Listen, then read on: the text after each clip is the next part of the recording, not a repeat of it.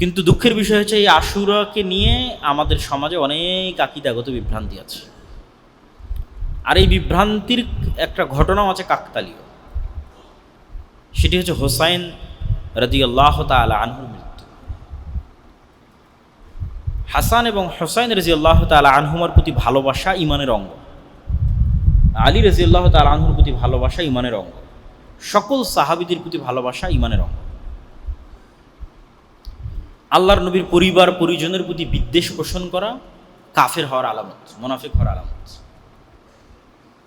কিন্তু মুহাম্মদ সাল্লাল্লাহু আলাইহি ওয়াসাল্লামকে যেমন যিশু খ্রিস্টের জায়গায় বসানো যাবে না, ঠিক তেমনি মুহাম্মদ সাল্লাল্লাহু আলাইহি ওয়াসাল্লামের কোনো সাহাবীকেও যিশু খ্রিস্টের জায়গায় বসানো যাবে না। যিশু খ্রিস্টকে তথা ঈসা আলাইহিস সালাতু ওয়াস সালামকে খ্রিস্টানরা কোথায় বসিয়েছে? এমন উঁচুতে নিয়ে চলে গেছে যে সারা পৃথিবীর সব মানুষের গুনাহ নিয়ে ঈসা আলাইহিস সালাতু ওয়াস সালাম মারা গেছে, নাউযুবিল্লাহ। এই জন্য ঈসা আলাইহিস সালাতু ওয়াস সালামের মৃত্যুকে উদযাপন করা, কাছাকাছি ওই সেম থিওরিতে চলে গেছে একদল বিভ্রান্ত মুসলমান হোসাইন রাদিয়াল্লাহু তাআলা আনহুর মৃত্যুকে নিয়ে। অথচ হোসাইন রাদিয়াল্লাহু তাআলা আনহুর চেয়ে অবশ্যই শ্রেষ্ঠ আশারায়ে মুবাশশার বিল জান্নাহ, জান্নাতের সুসংবাদপ্রাপ্ত 10 জন সাহাবী। অন্তত তার নিজের পিতা আলী রাদিয়াল্লাহু তাআলা আনহু তো অবশ্যই শ্রেষ্ঠ। তো যারা জান্নাতের সুসংবাদ প্রাপ্ত এবং তাদের মধ্যে যে 4 জন খলিফা, তাদেরকেও অনেককেই হত্যা করা হয়েছে। ওমরকে হত্যা করা হয়েছে, ওসমানকে হত্যা করা হয়েছে রাদিয়াল্লাহু তাআলা আনহু। তাদের হত্যা উম্মতে মুহাম্মাদীর জন্য যতটা ক্ষতিকর, ওই সময়ের জন্য যতটা ব্যথার, দুঃখের এবং কষ্টের ছিল, হোসাইন রাদিয়াল্লাহু তাআলা আনহুর হত্যাও দুঃখের এবং কষ্টের। কিন্তু তুলনা করা সম্ভব নয়। তাহলে হোসাইন রাদিয়াল্লাহু তাআলা আনহুর হত্যায় যদি শোক পালন করতে হয়, তাহলে আবু বকর, ওমর, ওসমান, আলীর হত্যাতেও তো তার চেয়ে বেশি শোক পালন করতে হবে। আর তার চেয়ে বেশি শোক পালন করতে হবে মুহাম্মদ সাল্লাল্লাহু আলাইহি ওয়াসাল্লামের মৃত্যুতে। কিন্তু ইসলাম তো শোকের ধর্মই নয়, ইসলাম শোকের দিন নয়। সর্বোচ্চ স্বামীর মৃত্যুতে মানুষ শোক পালন করতে পারে 4 মাস 10 দিন, সর্বোচ্চ। সেখানে যুগ যুগ যাবৎ আমরা একটা বিভ্রান্ত আকীদাকে লালন করে, যেই দিনে মূলত মুসা আলাইহিস সালাতু ওয়াস সালামের মুক্তিতে খুশি হয়ে সিয়াম পালন করার কথা, সেই দিনকে আমরা তাজিয়া মিছিল এবং বিভিন্ন কিছু, এবং আশুরা মুহররমকে, যেটা শরীয়তে ছিল, মানুষ জানেই না যে আশুরা মুহররম মানে মুসা আলাইহিস সালাতু ওয়াস সালামের মুক্তি।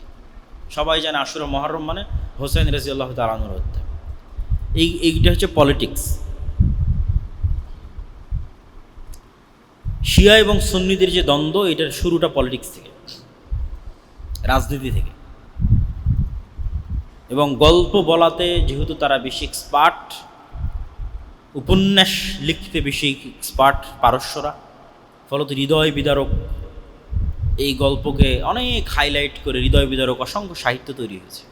বাংলাতেও অসংখ্য সাহিত্য তৈরি হয়েছে এবং এটাকে একটা কালচারে রূপান্তর করা হয়েছে। এবং এটাকে শোক পালন, এই দিনে শোক পালন করাকে এবং নিজের উপর জুলুম করাকে ইবাদত বানানো হয়েছে, যেটার সাথে ইসলামের ন্যূনতম সম্পর্ক নেই। মানুষ নিজের গায়ে আঘাত করবে ছুরি দিয়ে, হাজার হাজার মানুষ রক্তাক্ত করবে নিজের মাথাকে, কষ্ট দিবে নিজেকে, এর সাথে ইসলামের ন্যূনতম সম্পর্ক নেই। এগুলো সম্পূর্ণরূপে হারাম। মানুষ নিজেকে কখনোই কষ্ট দিতে পারে না, ইসলামে নিষিদ্ধ। লা তুলকু আইদিকুম, তোমরা নিজেদেরকে তাহলুকা, স্বেচ্ছায় ধ্বংসের দিকে নিক্ষেপ করিও না, আল্লাহর আদেশ। এবং আত্মহত্যাও ইসলামে হারাম। এগুলো কাছাকাছি আত্মহত্যার মতো প্রবণতা। তো এই ধরনের বিভ্রান্ত এবং ভ্রান্ত আকীদা থেকে বের হয়ে এসে আমাদের আশুরা মুহররমের সঠিক আকীদা এবং সঠিক বিশ্বাস লালন করতে হবে। হ্যাঁ, হোসাইন রাদিয়াল্লাহু তাআলা আনহু যেমন আলে বাইতের অংশ, আয়েশা রাদিয়াল্লাহু তাআলা আনহাও আলে বাইতের অংশ। আলী ইবনে আবি তালিব রাদিয়াল্লাহু তাআলা আনহু রাসূল সাল্লাল্লাহু আলাইহি ওয়াসাল্লামের এক চাচা, আবু তালেবের সন্তান।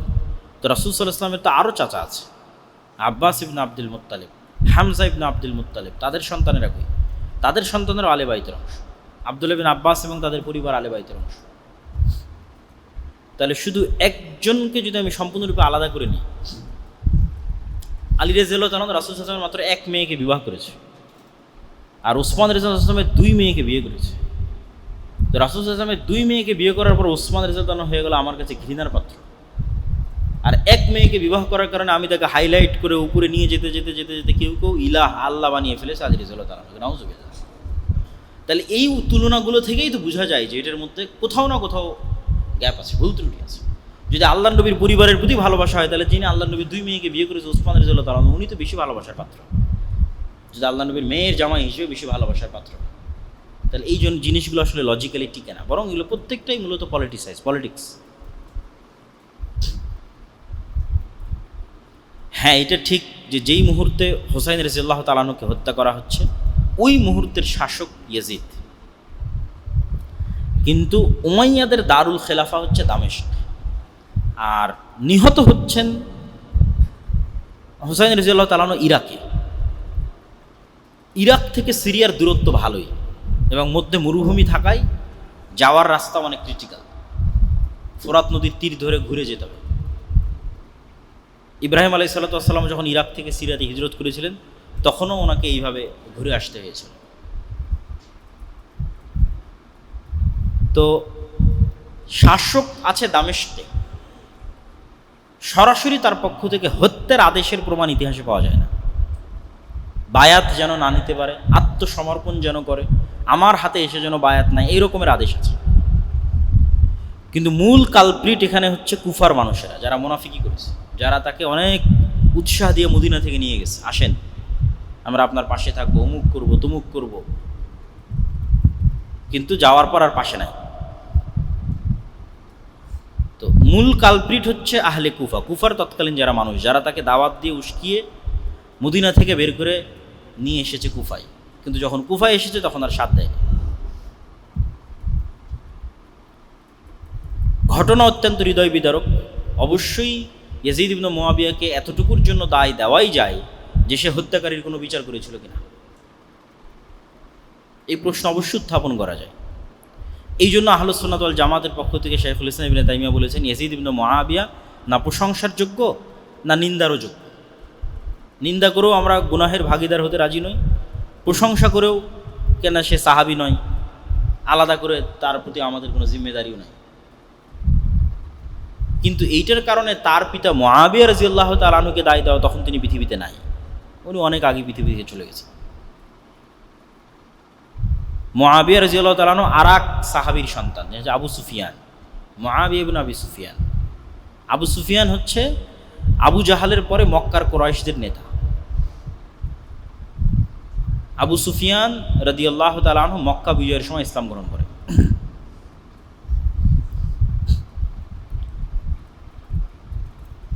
এবং আবু সুফিয়ান রাদিয়াল্লাহু তাআলা আনহু এবং তার সন্তান মুআবিয়া রাদিয়াল্লাহু তাআলা আনহু রাসূল সাল্লাল্লাহু আলাইহি ওয়াসাল্লামের অনেক নিকটস্থ এবং অনেক কাছের। যারাই পূর্বে কাফের থেকে মুসলমান হয়েছে তাদের কারো প্রতি বিদ্বেষ রাখার সুযোগ নাই, তার পূর্বের কাফের অবস্থার কারণে। কি জন্য সুযোগ নাই? ওমর রাদিয়াল্লাহু তাআলা আনহু তো পূর্বে কাফের ছিলেন, মুশরিক ছিলেন, রাসূল সাল্লাল্লাহু আলাইহি ওয়াসাল্লামের শত্রু ছিলেন। খালিদ বিন ওয়ালিদ তো এক যুদ্ধে মুহাম্মদ সাল্লাল্লাহু আলাইহি ওয়াসাল্লামের বিরুদ্ধে বিজয় অর্জন করেছে, উহুদের যুদ্ধে। পরে খালিদ বিন ওয়ালিদ তো সব যুদ্ধে মুসলমানদের নেতৃত্ব দিয়েছে। আজ যতদূর পর্যন্ত মুসলমানদের সীমানা সবই খালিদ বিন ওয়ালিদের অবদান। তাহলে যেই কারণে আপনি ওমর রাদিয়াল্লাহু তাআলা আনহুকে ঘৃণা করতে পারেন না, খালিদ বিন ওয়ালিদকে পারেন না, ওই কারণে আবু সুফিয়ান এবং মুআবিয়া বিন আবু সুফিয়ানকে পারেন না। বরং ঘৃণা করা তো বহু দূরের কথা, ঘৃণা রাখলে মানুষ কাফের হয়ে যেতে পারে। এই জন্য একটা প্রশ্নের উত্তরে একজন সালাফ বলেছেন যে ওমর ইবনে আব্দুল আজিজ বেশি শ্রেষ্ঠ না মুআবিয়া বিন আবি সুফিয়ান বেশি শ্রেষ্ঠ? কেন ওমর ইবনে আব্দুল আজিজের শাসনকালকে মানুষ খোলাফায়ে রাশেদার শাসনকালের সাথে তুলনা করত, অথচ ওমর ইবনে আব্দুল আজিজ সাহাবী নয়, উমাইয়া খেলাফতের একজন শাসক। তখন একজন সালাফে সালিন উত্তরে বলেছেন যে ওমর ইবনে আব্দুল আজিজের সারা জীবনের আমল আর মুআবিয়া বিন আবি সুফিয়ানের একটা সিজদা যা রাসূল সাল্লাল্লাহু আলাইহি ওয়াসাল্লামের সাথে দিয়েছে, দুইটার তুলনা হবে না। সাহাবীদেরকে ওই সর্বোচ্চ মর্যাদার জায়গাতেই রাখতে হবে। ফলত এই নিকৃষ্ট পলিটিক্সের মধ্যে ঢুকে ঈমান হারানো অত্যন্ত বড় একটি শয়তানের ষড়যন্ত্র। এই ষড়যন্ত্রে আমাদের পা দেওয়া যাবে না। আল্লাহ সুবহানাহু ওয়া তাআলা আমাদের মুহররমের 10 তারিখের যে সঠিক ইতিহাস সেটি জানার এবং মুসা আলাইহিস সালাতু ওয়াস সালামের যে মুক্তি, এই মুক্তিতে আনন্দিত হয়ে সিয়াম পালন করার তৌফিক দান করুক আল্লাহ আমিন।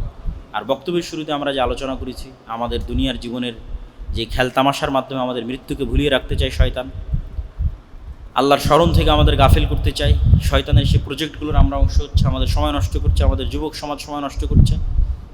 অথচ হিন্দু এবং ইহুদিরা কি করতেছে সেটা থেকে আমরা সম্পূর্ণরূপে গাফেল।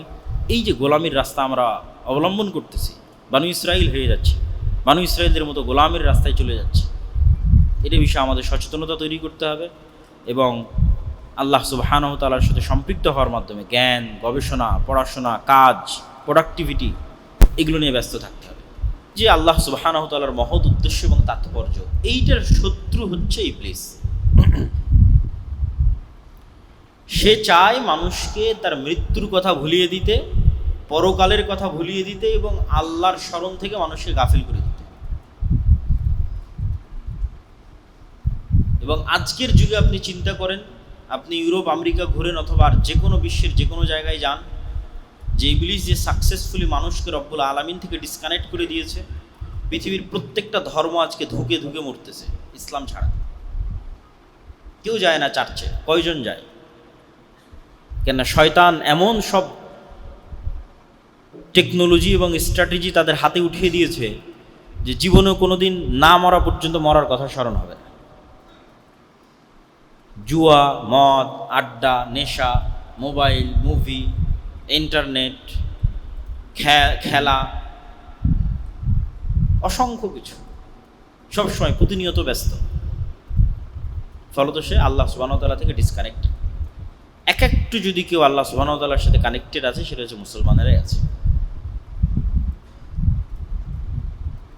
কিন্তু দুঃখজনক হলেও সত্য যে আমরা এই জিনিসগুলোকে খুব লাইটলি, হালকা ভাবিনি, যে না ইসলাম এত কঠোর, বিশ্বকাপ খেলা দেখতে দিবে না, বিশ্বকাপ খেলার গল্প করতে দিবে না, একটা পতাকা ঝুলাতে দিবে না, এত কঠোর তো ইসলাম নয়। হুজুরেরা ইসলামকে এত কঠোর করেছে।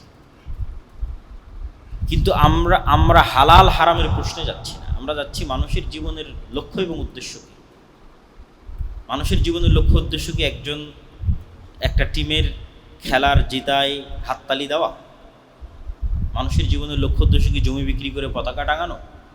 মানুষের জীবনের লক্ষ্য উদ্দেশ্য কি সালাতে না উঠা, তাহাজ্জুদে না উঠা যখন রব্বুল আলামিন ডাকে, কিন্তু খেলা দেখতে উঠা?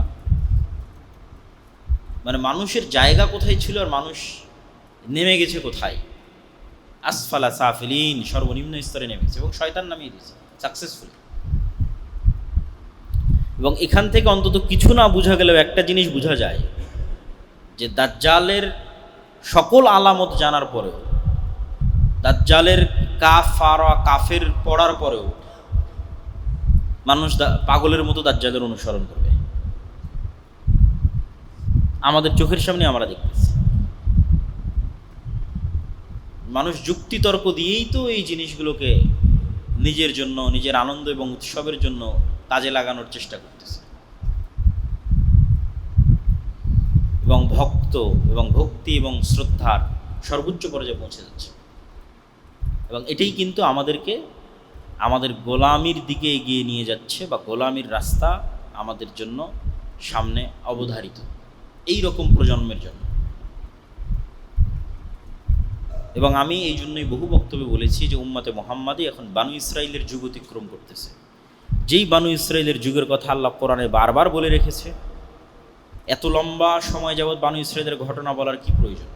মুহাম্মদ সাল্লাল্লাহু আলাইহি ওয়াসাল্লাম বলেছে উম্মতে মুহাম্মাদ একদিন বানু ইসরাইল হবে।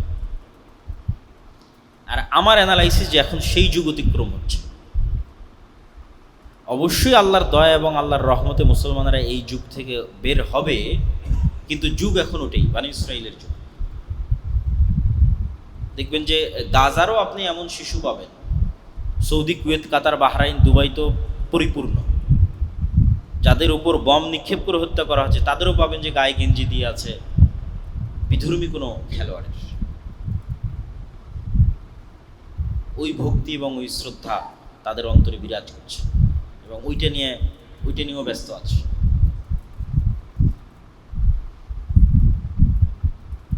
তো আমরা যতক্ষণ আমাদের জীবনের লক্ষ্য এবং উদ্দেশ্য ঠিক না করতে পারবো এবং আমাদের পরবর্তী প্রজন্মকে তাদের জীবনের লক্ষ্য এবং উদ্দেশ্য কোথায় সেটি না দেখাতে পারবো, কাজের অভাব নাই, এত কাজ, বিশেষ করে উম্মতে মুহাম্মাদির কাজের অভাব নাই। কেন আমরা মাজলুম, আমরা নির্যাতিত, আমাদের সময় নষ্ট করার সুযোগ নাই, অসংখ্য কাজ পড়ে আছে, কিছুই নাই। এই একটা বাংলাদেশের মতো যে রাষ্ট্র, এই রাষ্ট্রেরই স্বাধীনতা এবং সার্বভৌমত্বের কোনো গ্যারেন্টি নেই। বাংলাদেশের মাটিতে বসে এখন একদল মানুষ বক্তব্য দিচ্ছে যে পলাশবাড়ির মতো জায়গায় বিশ্ববৃহৎ যে মন্দির নির্মাণ হচ্ছে, মূর্তি নির্মাণ হচ্ছে, ওইটা নির্মাণে যারা বাধা দিচ্ছে তাদেরকেই বাংলাদেশ থেকে বের করে দেওয়া হবে, তথা মুসলমানদেরকে বাংলাদেশ থেকে বের করে দেওয়া হবে। তো বাংলাদেশেরই তো স্বাধীনতা এবং সার্বভৌমত্বের কোনো গ্যারেন্টি নেই, এবং এই জিনিসগুলোকেও ছোট হিসেবে দেখার সুযোগ নাই। কেন ছোট হিসেবে দেখার সুযোগ? আমি সবসময় বলি যে অন্য আর একটা জাতি কী করছে আর আপনি কী করছেন, এটার তুলনা। কেন সে বিজয়ী হবে না আর কেন আপনি পরাজিত হবেন না? যদিও বাঙালিদের সাথে রাম কেন্দ্রিক অথবা রাম নবমী কেন্দ্রিক যে সংস্কৃতি, এটির খুব একটা চর্চা নাই, কলকাতার হিন্দুদের মতোও ছিল না। সবচেয়ে বড় করে যে পূজা উদযাপিত হয় পশ্চিমবঙ্গে সেটা হচ্ছে দুর্গা পূজা। দুর্গা, কালী, সরস্বতী, এগুলো হচ্ছে বাঙালিদের, হিন্দুদের উদযাপিত দেবদেবীর নাম। আর রাম, কৃষ্ণ, বিষ্ণু এগুলো হচ্ছে উত্তরপ্রদেশের, রাজস্থানের, অযোধ্যার ওই সমস্ত অঞ্চলের হিন্দুদের কালচার। দুর্গা পূজা যেইভাবে পশ্চিমবঙ্গের হিন্দুরা উদযাপিত করে, রামনবমী কিন্তু এইভাবে উদযাপিত করে না, বরং অনেক ছোট পরিসর হয়। এখন পলিটিক্যাল কারণে হচ্ছে। তো বিজেপির যে উত্থান, এই উত্থানের সাথে পলিটিসাইজ করা হয়েছে, জয় শ্রীরাম স্লোগানকে পলিটিসাইজ করা হয়েছে, রাজনীতিকরণ করা হয়েছে।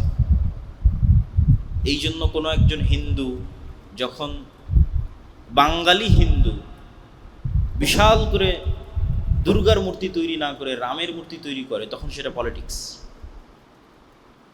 তখন সেটা বিজেপির সম্প্রসারণবাদী চিন্তার অংশ। যখন কোনো বাঙালি হিন্দু বাংলাদেশে বসে জয় শ্রীরাম স্লোগান দেয়, তখন বাংলাদেশকে ভারতের অন্তর্ভুক্ত করার প্রজেক্টের অংশ। কিন্তু ওই একই সময় আমাদের যুবকেরা কি করতেছে?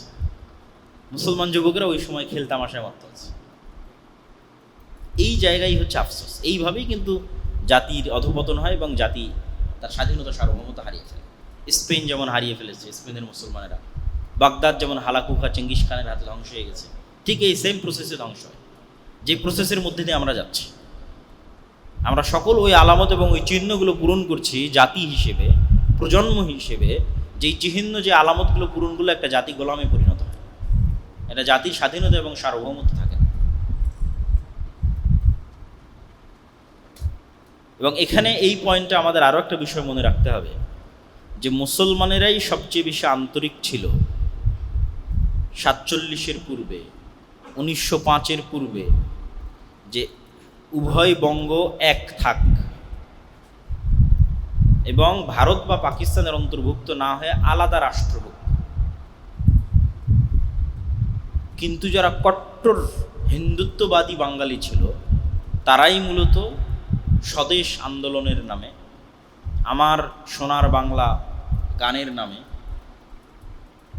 এবং তাদের মতো আর যত কবি এবং সাহিত্যিক আছে, তারা উভয় বাংলাকে এক রাখতে চেয়েছে, স্বাধীন হিসেবে নয়, ভারতের অধীনস্থ হিসেবে। তখনই শেরে বাংলা একে ফজলুল হক এবং হোসেন শহীদ সোহরাওয়ার্দী, তাদের মধ্যে শত মতভেদ থাকলেও তখন তারা সিদ্ধান্ত নিল যে না, এটা হলে আমরা আগে যে ডাবল কলোনির অধীনে ছিলাম, দুইটা কলোনি, একটা কলোনি ব্রিটিশ, আবার ব্রিটিশরা সব দায় দায়িত্ব দিয়ে রেখেছিল হিন্দু জমিদারদের, তাহলে আমরা হচ্ছে 3 নাম্বার। আমাদের উপরে 2টা কলোনির স্তর আছে, আমাদের উপরে আছে হিন্দু জমিদাররা, তার উপরে আছে ব্রিটিশ ইংরেজরা। এই 2টা কলোনির বিরুদ্ধে ফাইট করেছে আমাদের বাপদাদারা 190 বছর, যখন আমাদের জমি জায়গারও স্বীকৃতি ছিল না। 1905 সালে কম দুঃখে এই বঙ্গের মুসলমানেরা বাংলাকে আলাদা করার জন্য আন্দোলন করেনি। তাহলে 1947 নয়, তারও আগে এই বাংলার মুসলমানেরা চিন্তা করেছিল যে না, আমরা হিন্দুদের সাথে থাকতে পারবো না, হিন্দু জমিদারদের সাথে আমাদের পক্ষে থাকা সম্ভব নয়, থাকলে মাজলুম অবস্থায় থাকতে হবে। সুতরাং বাঙালি পরিচয়ের নামে, কলকাতার বাঙালি সংস্কৃতির নামে যে উভয় বাংলাকে এক করার একটা প্রবণতা, এইটা আমাদের বাপদাদাদের 190 বছর যে দুইটা কলোনির বিরুদ্ধে তারা লড়াই করেছে, হিন্দু জমিদারদের বিরুদ্ধে এবং ব্রিটিশ ইংরেজদের বিরুদ্ধে, তার বিরুদ্ধে অবস্থান, এবং এটা গভীর ষড়যন্ত্র। তো এই ষড়যন্ত্রের মোকাবেলা আপনি জ্ঞান, পড়াশোনা, যুক্তি, তর্ক, সচেতনতা এগুলো ছাড়া করতে পারবেন না। আর যত সময় নষ্ট এবং অকাজে আমাদের সময় ব্যয় হবে, অকাজে আমাদের অর্থ এবং শ্রম ব্যয় হবে, তত আমরা আমাদের এই জায়গাগুলো হারিয়ে ফেলব। যেই জায়গায় ইহুদিরা এগিয়ে আছে, যেই জায়গায় হিন্দুরা এগিয়ে আছে পথভ্রষ্ট হওয়ার পর, সেই জায়গায় সত্য এবং সঠিক পথে থাকার পরও মুসলমানেরা শুধু শয়তানের প্ররোচনায় পা দিয়ে পিছিয়ে পড়ছে। এখানে আর দুই একটা হাদিস বলে আমার এই পয়েন্টের আলোচনা শেষ করব। রাসূলুল্লাহ সাল্লাল্লাহু আলাইহি ওয়াসাল্লাম বলেন, ইগতানিম খামসান ক্বাবলা খামসিন, 5টা জিনিসের পূর্বে 5টা জিনিসকে মূল্যায়ন করো। শাবাবাকা ক্বাবলা হারামিক, বয় বৃদ্ধ হওয়ার পূর্বে যৌবনকালকে মূল্যায়ন করো। সিহহাতাকা ক্বাবলা সাকামিক, অসুস্থ হওয়ার পূর্বে সুস্থতাকে মূল্যায়ন করো। ওয়া গিনাকা ক্বাবলা ফাকরিক, আর হাতে যখন টাকা আছে তখন সেই টাকাকে মূল্যায়ন করো দরিদ্র হওয়ার পূর্বে। ওয়া ফারাগাকা ক্বাবলা শুগলিক, আর ব্যস্ত হওয়ার পূর্বে হাতে যে ফাঁকা সময় আছে, অবসর সময় আছে, এটাকে মূল্যায়ন করো।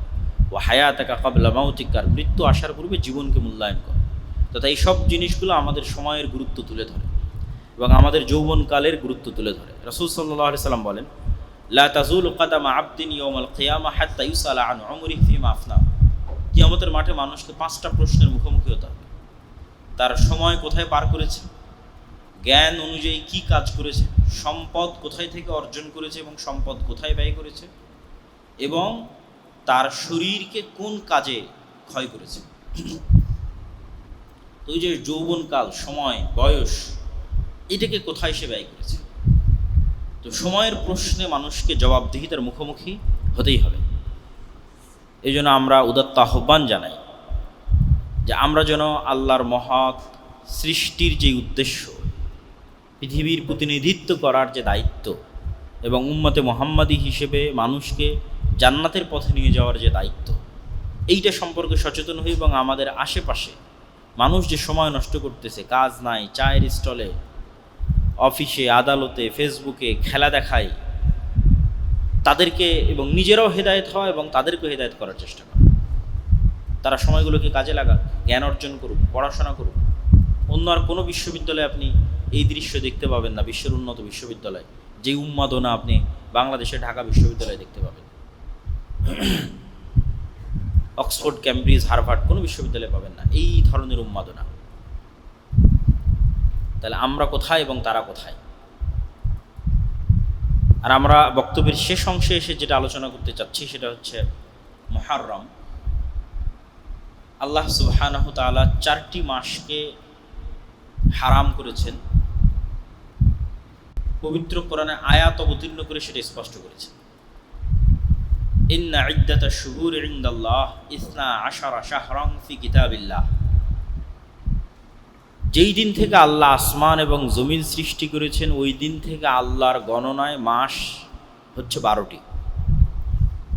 যেই দিন থেকে আল্লাহ আসমান এবং জমিন সৃষ্টি করেছেন ওই দিন থেকে লাউহে মাহফুজে আল্লাহ সুবহানাহু তাআলার গণনায় মাস 12টি। তথা 12 মাস মানুষের আবিষ্কার নয়, আল্লাহর নির্ধারণ। পৃথিবী যেদিন থেকে সৃষ্টি হয়েছে সেই দিন থেকে। মিনহা আরবাআতুন হুরুম, আর ওই দিন থেকেই 4টা মাস হারাম। হারাম শব্দের অর্থ হচ্ছে রেস্ট্রিক্টেড, নিষিদ্ধ।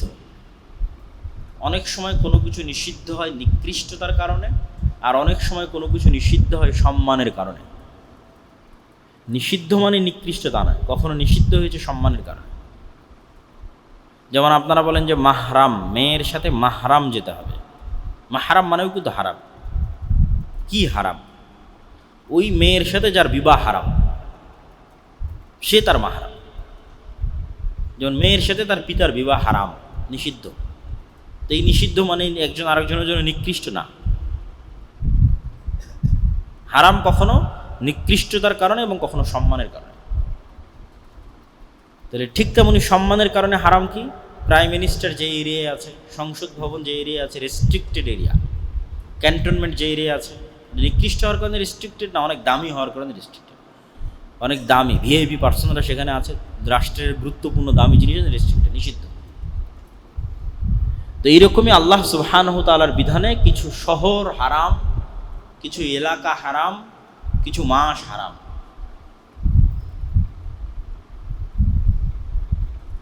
তো আল্লাহ সুবহানাহু ওয়া তাআলার নির্ধারণে যেই মাসগুলো হারাম তার মধ্যে একটি গুরুত্বপূর্ণ মাস হচ্ছে মুহররম।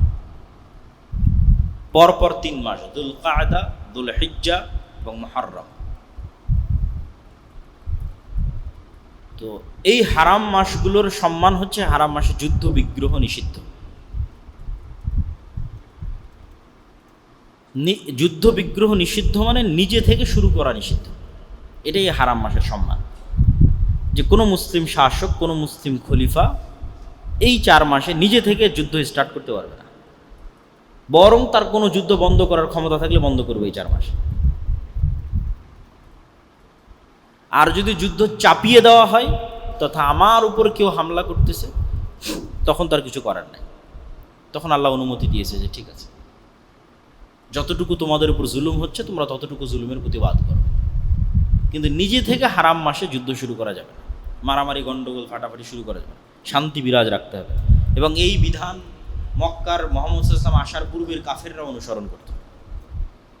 কাফের মুশরিকদের কাছে হারাম মাসের গুরুত্ব ছিল।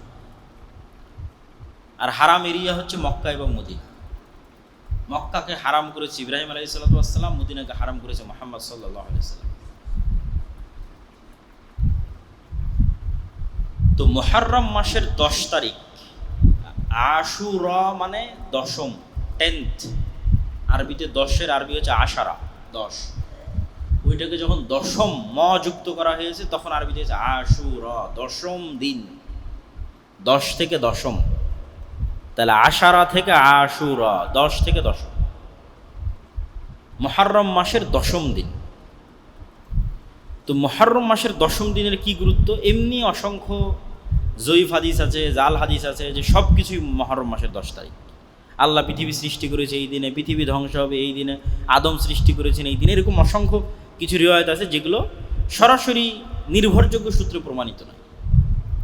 নির্ভরযোগ্য সূত্রে প্রমাণিত কি? নির্ভরযোগ্য সূত্রে প্রমাণিত একটাই, সেটা হচ্ছে ইয়াউমা নাজাল্লাহু সুবহানাহু তাআলা ইয়া বানি ইসরাঈল যকুরু নি'মাতি আল্লাতী আন'আমতু আলাইকুম, হে বানু ইসরাইল স্মরণ করো আমার নিয়ামতের কথা।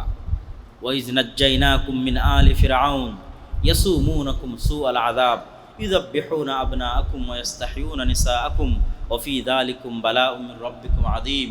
স্মরণ করো সেই দিনের কথা যেই দিন আমি তোমাদের ফিরআউন থেকে মুক্তি দিয়েছিলাম।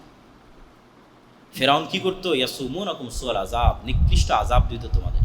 কিভাবে আযাব দিত? ইউযাব্বিহুনা আবনাআকুম, তোমাদের ছেলে সন্তানদের জবাই করতো। ওয়া ইস্তাহইউনা নিসাআকুম, তোমাদের মেয়েদের বাঁচিয়ে রাখতো। কি দয়ায় বাঁচিয়ে রাখতো মেয়েদের? না, একদিকে পুরুষকে হত্যা করা হচ্ছে, আর একদিকে পরিবারের সম্মান, মেয়েদেরকে বাঁচিয়ে রাখা হচ্ছে দাসত্ব করার জন্য, প্র্যাকটিক্যাল দাসত্ব করার জন্য, আর পুরুষদেরকে হত্যাই করা হচ্ছে।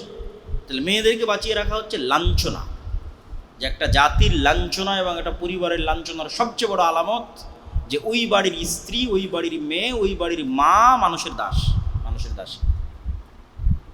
ইউযাব্বিহুনা আবনাআকুম, তোমাদের পুরুষদের হত্যা করা, ওয়াস্তাহইউনা নিসাআকুম, তোমাদের মেয়েদের বাঁচিয়ে রাখা হচ্ছে দাস হিসেবে। এই ভয়ঙ্কর শাসকের নাম হচ্ছে ফিরআউন, আমি মুক্তি দিয়েছি। ওয়াইজ ফারাকনা বিকুমুল বাহরা, সমুদ্রকে চিরে দিয়েছি তোমাদের জন্য, যেন তোমরা ফিরআউনের কবল থেকে মুক্তি পাও। ওয়া আগরাকনা আলা ফিরআউন, আর ফিরআউনকে ডুবিয়ে দিয়েছি এই সমুদ্রে। এটা পৃথিবীর ইতিহাসে যতগুলো বড় ঘটনা আছে তার মধ্যে বিশাল বড় ঘটনা হচ্ছে বানু ইসরাইলের মুক্তি পাওয়া আর ফিরআউনের ডুবে যাওয়া মুসা আলাইহিস সালাতু ওয়াস সালামের মাধ্যমে, এবং সমুদ্র চিরে দ্বিখণ্ডিত হয়ে যাওয়া। এই ঘটনা যেই দিন ঘটেছে সেটাই মুহররমের 10 তারিখ। এবং আজও ইহুদিদের কাছে এই দিন খুবই সম্মানিত, এবং তারা এই দিনের যে নামে তারা উদযাপন করে সেটা হচ্ছে ইয়ম কিপ্পুর। হিব্রু ভাষায় যেটাকে আমরা আশুরা বলছি ওটাকেই বলা হয় ইয়ম কিপ্পুর।